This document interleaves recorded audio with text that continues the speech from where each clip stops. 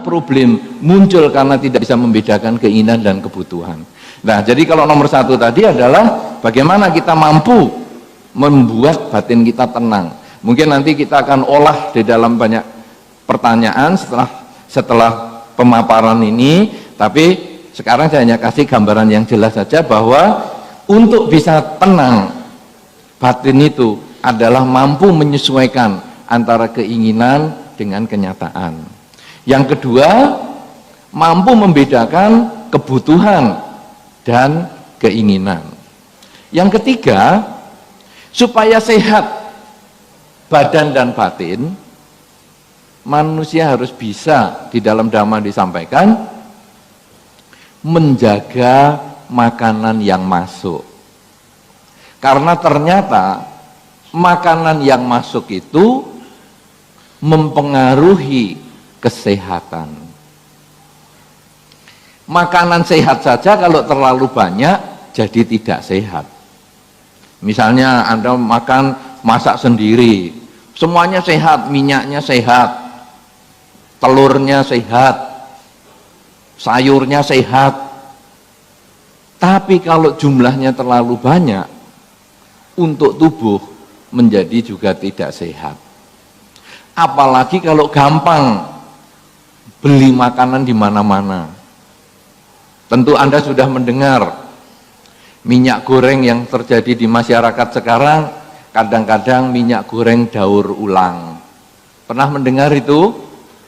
Minyak goreng daur ulang? Daur ulangnya adalah oli yang didaur ulang.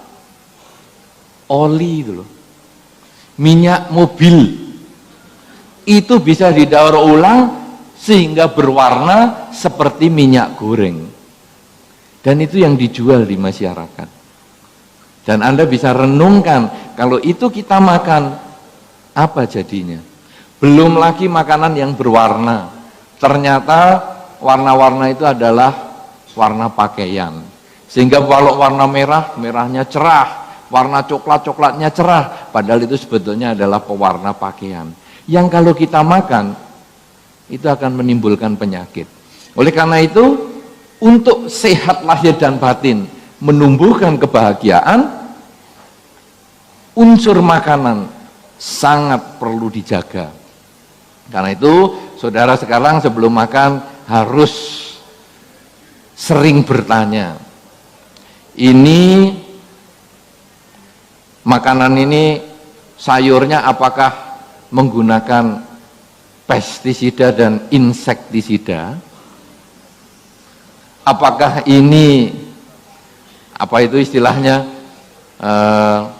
sayur bio apa?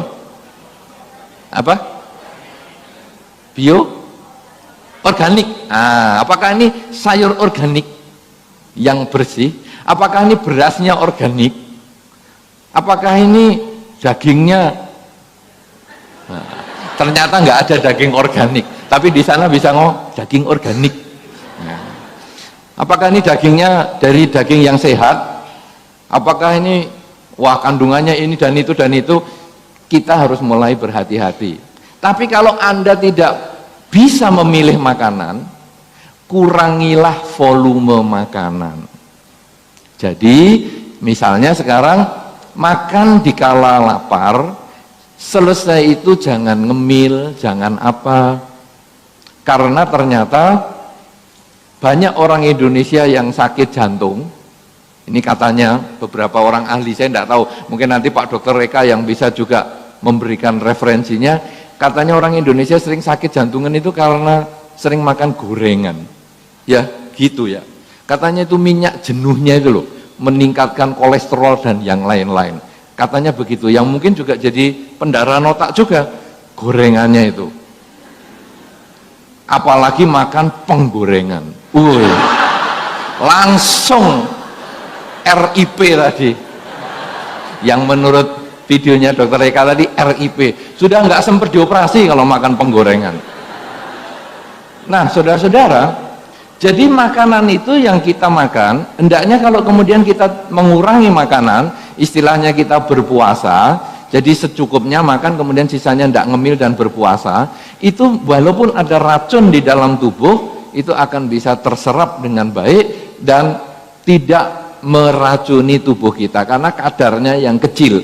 Tapi kalau sekarang kita makan lagi, akhirnya penumpukan racun, mungkin saja penyakit itu akan datang. Ya, nah jadi menjaga makanan yang masuk. Kemudian kalau sudah tadi adalah menyeimbangkan pikiran, yang kedua tadi adalah mampu membedakan kebutuhan dan keinginan, yang ketiga adalah menjaga makanan yang masuk, maka yang keempat mampu menggunakan waktu dengan bijaksana. Beberapa orang hanya menggunakan waktu untuk kerja, kurang istirahat. Itu juga kalau di dalam dhamma dikatakan bisa membuat sakit. Atau istirahat, kurang kerja, itu ya sakit. Coba Anda lihat, beberapa orang ngomong, aduh istirahat banyak mana sakit. Coba lihat di rumah sakit, isinya kan, jangan ganggu, pasien sedang istirahat. Pasien istirahat. Berarti kalau banyak istirahat, itu pasien rumah sakit. Artinya orang tidak sehat. Jadi kita harus bisa bekerja, kita juga bisa istirahat dengan waktu yang seimbang. Masalah nanti mau berapa jam istirahat, itu setiap orang punya perbedaannya sendiri-sendiri. Tetapi seseorang harus bisa mampu memilih, oh sekarang saya kerja, sudah cukup kerjanya, sekarang saya istirahat. Ini harus bisa. Jangan mesin aja digas terus, dari Jakarta sampai Banyuwangi, gaspol terus gitu. Itu kalau ndak nubruk, masuk sungai, mobilnya juga mogok kepanasan. Apalagi manusia digaspol terus kerja terus, nggak bisa. Ya, karena itu harus bisa membedakan waktu antara istirahat dan kerja. Anda yang maniak-maniak kerja, ingat baik-baik. Apakah istirahat Anda seimbang dengan kerja Anda? Dan Anda yang maniak-maniak tidur, ingatlah apakah tidur Anda seimbang dengan kerjaan Anda. Ya, karena maniak tidur itu ya ada jam 11 siang masih tidur. Wah, kok ya ada seperti itu. Nah, saudara-saudara, selain kita istirahat yang cukup, maka tahap yang selanjutnya adalah yang kelima, bagaimana manusia bisa mengendalikan kemampuan indrianya. Baunya luar biasa, itu fokus juga susah loh mendengarkan begini. Jadi bukan hanya yang dilihat saja, bukan hanya yang didengar saja, yang diciumnya juga berproblem. Apalagi belum berangkat tadi makan ketela. Wah, gasnya dibuang di sini. Itu sulit loh untuk fokus, dan itu termasuk yang direkam. Wih, ini bau ketela. Wah, kalau ini aroma durian. Wah, ini aroma tak dikenal nih. Jadi tak dikenal malah disedot-sedot. Ini aroma apa ya? Nah, saudara-saudara, jadi indria kita ini memasukkan data. Kalau kita bisa mencegah data kita yang masuk itu adalah yang positif, maka batin kita juga seimbang. Berapa kali kita menjadi stres karena kita mendengarkan omongan orang. Orang gosip, kemudian kita stres. Tidak bisa membedakan antara keinginan dan kebutuhan, tidak bisa membedakan atau mengetahui cara menenangkan batin. Akhirnya begitu gosip yang masuk, stres. Akhirnya kita juga menjadi sakit. Mungkin tekanan darah kita naik, pendarahan otak, langsung pergi ke dokter Eka. Bisa terjadi seperti itu, hanya karena yang kita dengar. Kemudian mungkin yang kita pikirkan, itu juga ada. Jadi indria pikiran ini juga kreatif sekali. Anda yang setelah mendengar ceramah hari ini, kemudian merasa pusing-pusing sedikit, bisa loh kepikiran. Data itu sudah masuk di otak. Tadi otak depan ya, untuk kecerdasan, otak depan. datanya sudah masuk, kemudian waduh, aku kok pusing ya, pusing. Nah, nanti ada bahasanya, apa mungkin aku pendarahan otak ya? Dipikir terus, lama-lama bisa stroke sungguhan loh. Karena kepikiran, itu dari pikiran saja. Nah, oleh karena itu saudara-saudara, indria kita ini harus dijaga. Bagaimana cara menjaga indria kita? Salah satu cara menjaga indria adalah belajar hidup pada saat ini. Menyadari hidup adalah saat ini. Bahwa kita punya masa lalu, tapi masa lalu itu adalah kenangan. Kita pernah hidup, tapi sudah tidak hidup. Kita punya masa depan, tapi masa depan itu adalah impian. Akan hidup, tapi belum tentu hidup. Hidup adalah saat ini. Sehingga ketika indria kita masuk, apakah itu masuk dari mata, sensasi mata masuk, kemudian membuat kita jengkel, kita sadari bahwa saat ini saya sedang melihat. Saya tidak membandingkan, dulu dia perilakunya baik, sekarang kok dia menjengkelkan.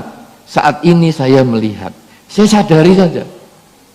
Kemudian begitu disadari, lenyap, batin ini menjadi tenang. Ketika mendengar sesuatu yang menjengkelkan, kemudian kita lalu renungkan, kenapa saya jengkel? Karena saya membandingkan yang dulu, kata-kata itu berhubungan dengan hal yang negatif. Saya tidak bisa terima, saya jengkel.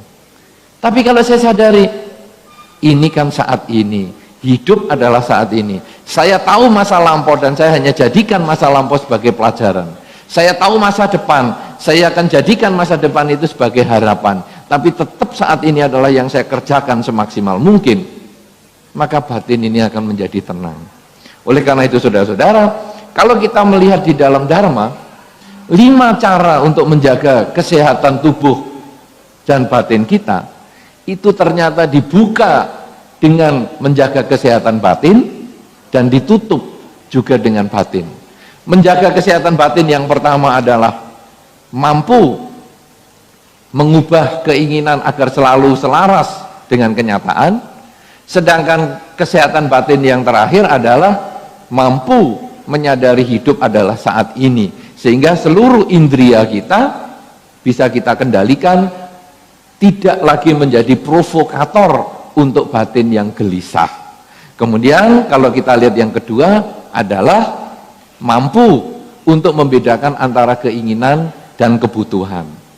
Yang ketiga, mampu untuk menjaga makanan agar tidak menjadi racun bagi tubuh, karena kita makan untuk hidup, bukan hanya hidup untuk makan. Dan yang keempat adalah mampu menjaga waktu sehingga kita bekerja dan kita beristirahat ada batasnya. 2 yang awal, 1 yang awal dan 1 yang terakhir adalah urusan batin, sedangkan 3 yang lainnya berhubungan dengan urusan badan kita. Ya, nah